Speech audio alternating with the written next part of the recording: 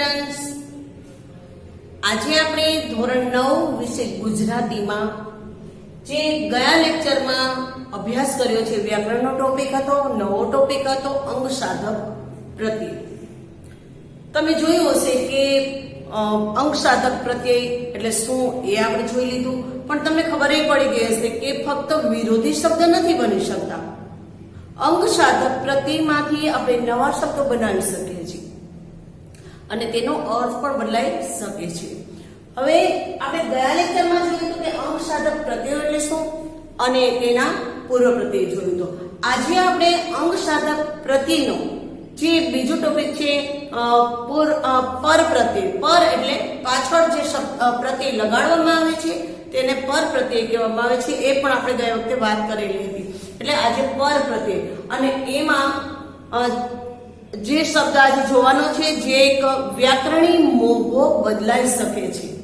જે લગાડવાથી, જે પ્રત્યય લગાડવાથી શું બની શકે છે તો કે વ્યાકરણી મોભો બદલાવી શકીએ છીએ.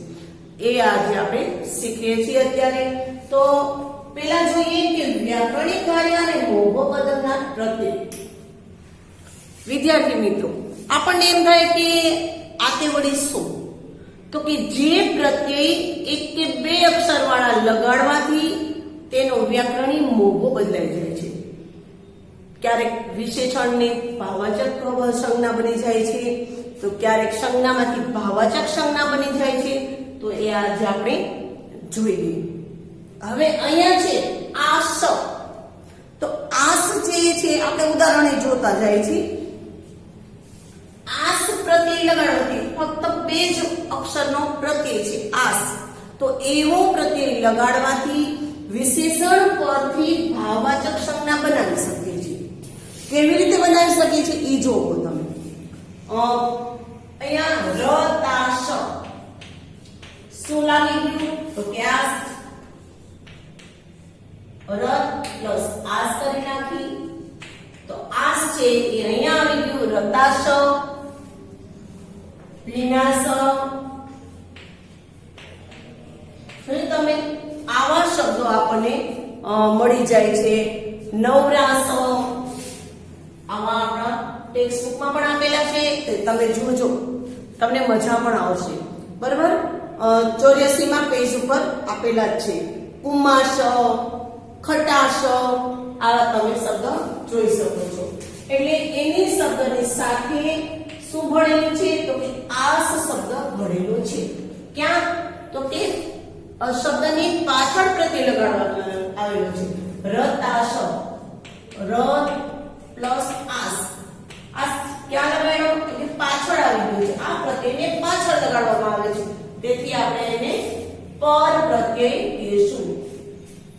હવે જુઓ, એવી જ રીતે આણ શબ્દ, એક આણ અક્ષર આપણે બે અક્ષર વાળો આણ આપી દીધો છે. તો આણમાંથી આપણે શું બનાવશું? લંબાણ, ટૂંકાણ, ધીંગાણું, પોલાણ આવા શબ્દ બનાવી શકે. પોલાણ, લખાણ આવા શબ્દ આપણે બનાવી શકીએ છીએ, જે આપણને વિશેષણ પરથી ભાવવાચક સંજ્ઞા મળી શકે છે. હવે આઈમાં જોઈ તો મોટાઈ, આઈ આવ્યો ને પાછળ, મોટ પ્લસ આઈ તો મોટાઈ, ભલાઈ, લંબાઈ. જો મોટાઈ, મોટાઈ આઈ પ્રત્યય લાગ્યો, મોટ પ્લસ આઈ, લંબાઈ થઈ ગયું. તો આવા જે છે એ આઈ પ્રત્યય લગાડવાથી આપણને મળી જાય છે. આ આપણે પરીક્ષામાં પૂછવાનું આ નથી, મોટાઈમાં કયો પ્રત્યય લગાડેલો છે તો કે આઈ પ્રત્યય લગાડેલો છે. આ જબ તમે જે મોટા થશો અને આગળની જે પરીક્ષા લેશો ત્યારે આવું પણ તમને કામ આવશે. એટલે વિદ્યાર્થી મિત્રો, આપણે તેની જાણકારી મેળવી લેવી જરૂરી છે કે સંજ્ઞામાંથી ભાવવાચક સંજ્ઞા બને છે તો કેવી રીતે, તો કે ઈ પ્રત્યય લગાડવાથી આપણને એની ભાવવાચક સંજ્ઞા કઈ મળે છે તો આપણે એમ કહી શકીએ ખેતી મળે કે ન, નોકરી, ભાઈબંધી. જો ખેતી આ સંજ્ઞા બની, કયો તો કે ઈ પ્રત્યય લગાડો. ભાઈબંધી, બંધી ઈ પ્રત્યય લગાડવાથી આપણને ભાઈબંધ અને ઈ પ્રત્યય લગાડવાથી ભાઈબંધી. તો આવું આપણને ભાવવાચક સંજ્ઞા મળી જાય છે. હવે વિશેષણમાં ભાવવાચક સંજ્ઞા કઈ કહેવાય તો કે નેકી વિશેષણ માટે ખૂબી, ખુશી, નેકી, ખૂબી, ખુશી, ખુશ તો ખુશી શેનું વિશેષણ છે? ખુશી. બરાબર. તો આ જે શબ્દ છે એ આપણા એક એક પ્રત્યય કે બબે પ્રત્યય લગાડવાથી એક મોભો દર્શાવી શકે એવા આપણને શબ્દો મળી શકે છે. હવે આપણે ત્યાર પછી જોઈ તો ગી. ગી પ્રત્યય લગાડીએ છીએ, પર પ્રત્યય ગી લગાડીએ તો શું થાય? બંદગી. ગાયો તો કે તાજગી, બંદગી, તાજગી,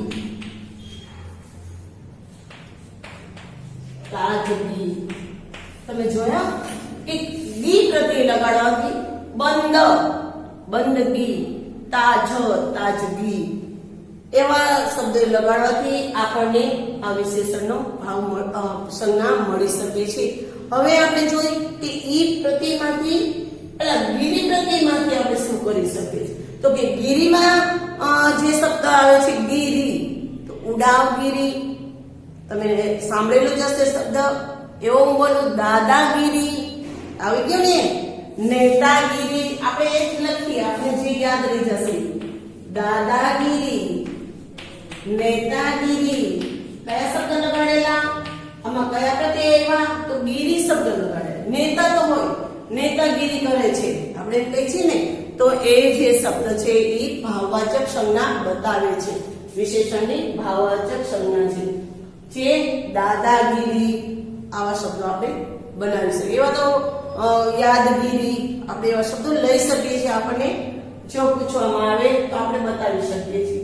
પછી ઈ ઉપરથી આપણે જે જોયું એ પણ છે. હવે પાછળ એ પરથી સંજ્ઞા પરથી વિશેષણ જોઈએ કે સંજ્ઞા પરથી વિશેષણ બને. કેસરી, કેસર તો કેસરી, ઝડપ તો ઝડપી, જંગલ તો જંગલી. આ બધા છે એમાં ઈ. કેસર તો કેસરી, ઈ પ્રત્યય કેસર પ્લસ ઈ, જોયું ને ઈ. જંગલ પ્લસ ઈ તો જંગલી. ઈ પ્રત્યય જંગલ હોય, જંગલી તો જંગલી છે ઈ. પાછળ શબ્દને પાછળ પ્રત્યય લાગી ગયો છે એટલે આપણે શું કહેશું? એને પર પ્રત્યય કહેશું. એટલે આપણે એને પર પ્રત્યયમાં દર્શાવી શકીએ છીએ. હવે સ્વામિત્વવાચક વિશેષણ કહે છે. સ્વામિત્વવાચક ઈમાં સ્વામી. સ્વામિત્વ એટલે શું? તો કે જે એનો સ્વામી બનવું હોય. તો જ્ઞાની, જ્ઞાન તો હોય પણ જ્ઞાની પુરુષ આપણે બોલતા હોય ને જ્ઞાની, તો જ્ઞાની એ ઈ પ્રત્યય પણ લાગે છે. ઋણી, ઋણ ઉતારનાર તો કે ઋણી. ઋણી આપણે વ્યક્તિને કહી શકીએ છીએ. હવે ત્યાર પછી કે એક પ્રત્યય ક્યાં લાગે? એક પ્રત્યય પાછળ લગાડીએ, શબ્દની પાછળ લગાડીએ તો કેવી રીતે બની જાય છે? તો કે એક પ્રત્યય જો લગાડી દે તો એમાં શું આવે છે? તો કે ધાર્મિક. ધાર્મિક, ધર્મ તો ધાર્મિક, વિજ્ઞાન, વિજ્ઞાન તો વૈજ્ઞાનિક. આમાં જોઈએ તમે અર્થ તો આર્થિક. આવા જે પ્રત્યય છે એ એક પ્રત્યય વાળા છે. રસિક તો આ જે છે એ એક વાળા પ્રત્યય છે. હવે સંબંધવાચક માં જોઈએ કે એકમાં બીજો છે કે સામાન્ય સંબંધવાચક વિશેષણ જોઈએ. તો સામાન્ય સંબંધવાચકમાં આપણે શું લઈ શકીએ? તો કે એમાં શારીરિક, વાર્ષિક આવા આપણે લઈએ. શારીરિક, વાર્ષિક આવા શબ્દો છે એ પણ આપણે એક પ્રત્યય લગાડવાથી એ બની શકે છે. વિદ્યાર્થી મિત્રો, તમારે તો જ્યારે પણ આમાં આવે શારીરિક આવે ધાર્મિક આવે તો બધામાં એક જ લખવાનું છે. શું કામ ને આપણે કયો ભાવ છે એ બતાવવાનો નથી, આપણે તો કયો પ્રત્યય લાગેલો છે તે જોવાનો છે. પછી ત્યાર પછી એની પણ વાત આપણે કરી કે ફક્ત ને ફક્ત કયા પ્રત્યય લગાડવાથી કયા શબ્દો નવા બનાવી શકીએ છીએ એ જોવાનું આપણું કામ છે. હવે ઈય પ્રત્યય, ઈયમાં શું આવે તો ઈયમાં જો ભારતીય, ભારત તો ભારતીય, ઈય લગાડવું, ભારત પ્લસ ઈ, ભારત પ્લસ ઈય, ભારતી અહીંયા તી થઈ જશે અને ઈય ભારતીય.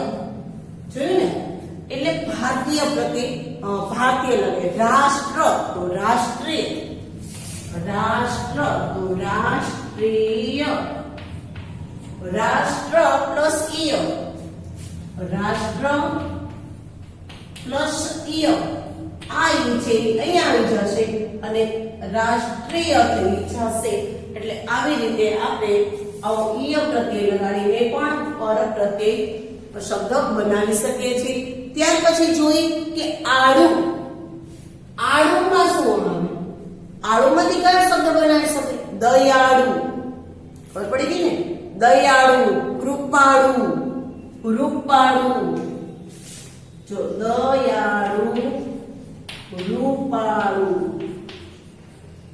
કૃપાળુ, આ બધા શબ્દો આડો પ્રત્યય લગાડવાથી આપણે બનાવી શકીએ. દયા પ્લસ આળુ, દયા પ્લસ આળુ. તો આપણો સંધિનો નિયમ છે આ પ્લસ આ બને તો શું બની જાય?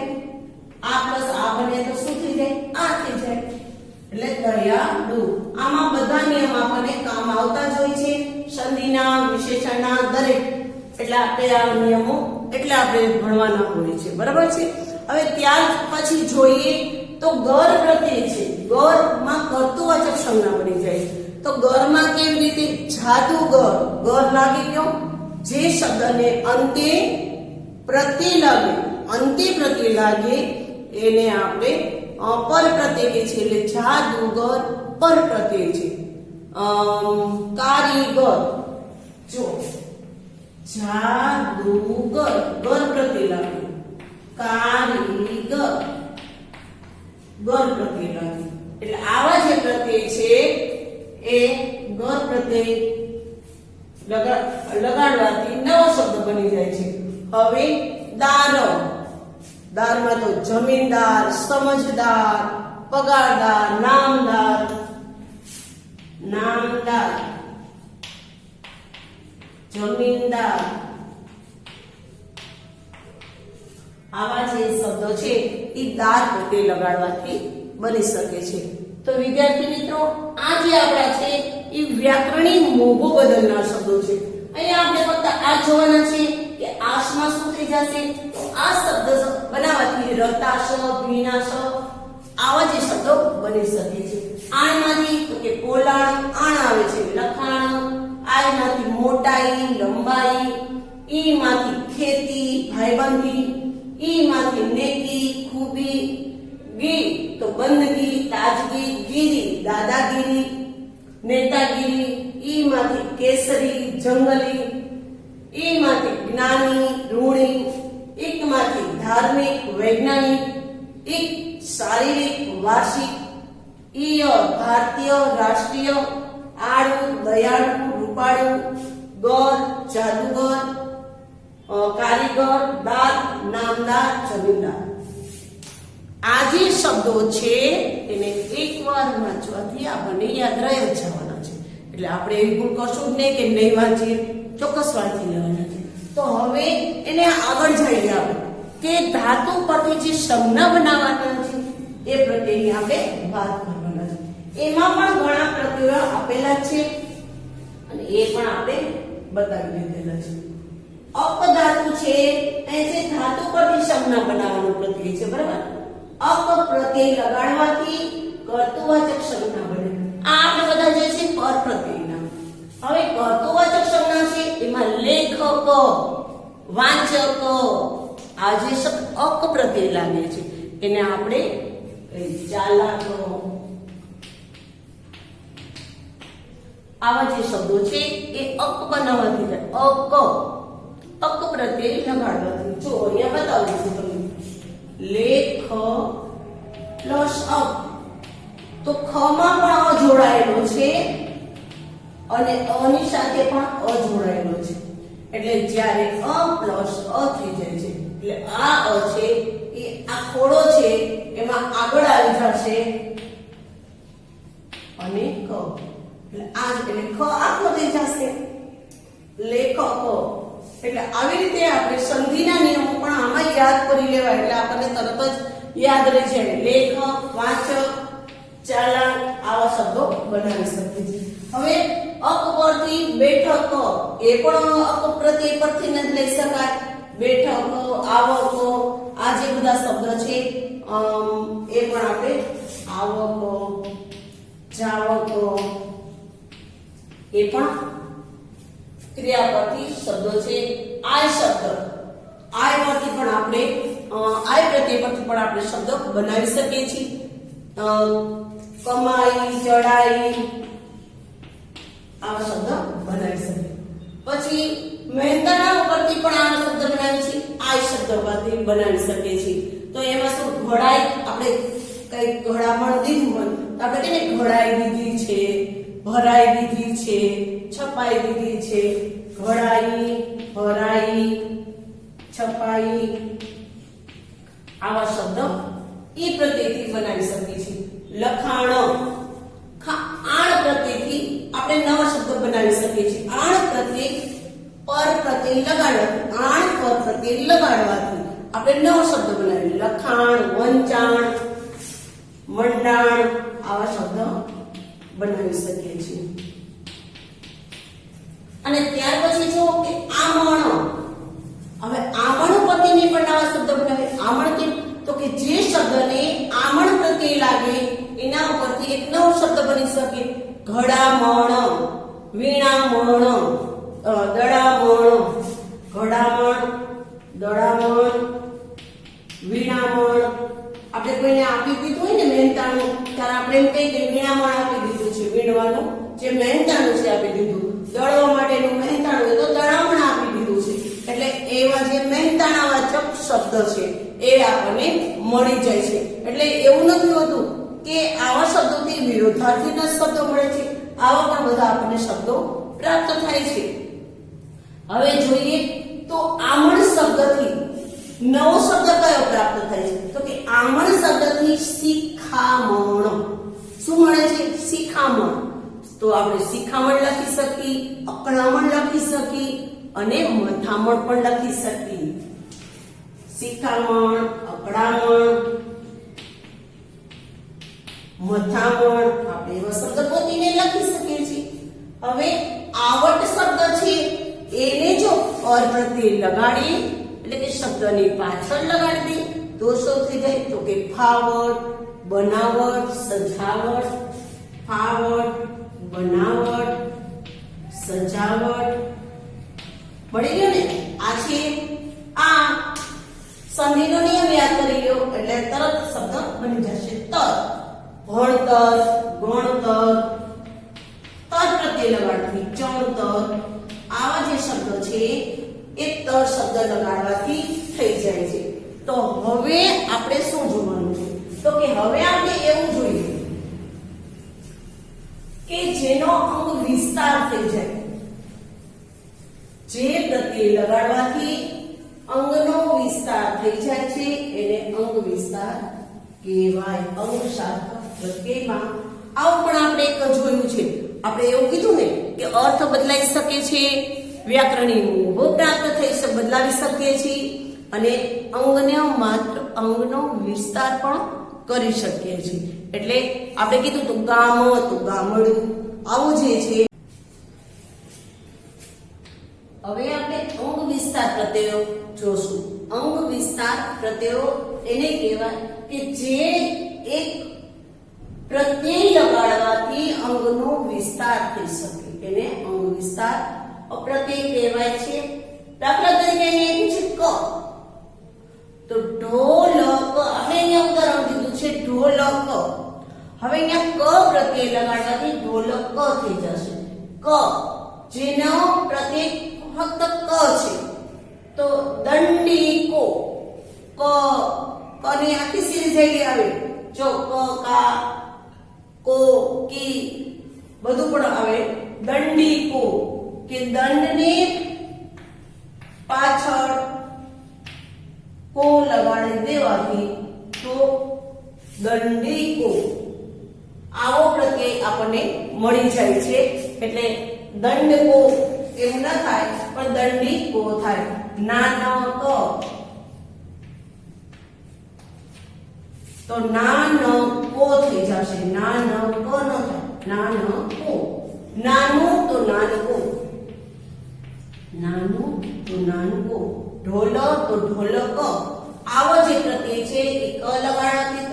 હવે ડ લગાડવાથી જોઈએ આપણને શબ્દકમાં વિસ્તાર શું મળે છે એ જોઈએ. પાંદ તો પાંદડી. પાંદને જો ડ લગાડવામાં આવે છે તો પાંદડું, પાંદડી આવા બધા પ્રત્યય આપણને મળી જાય. ગામડું, એકડો.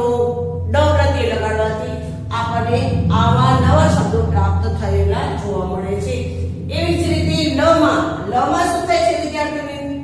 તો કે લ પ્રત્યયમાં લ, લો, લી ગમે તે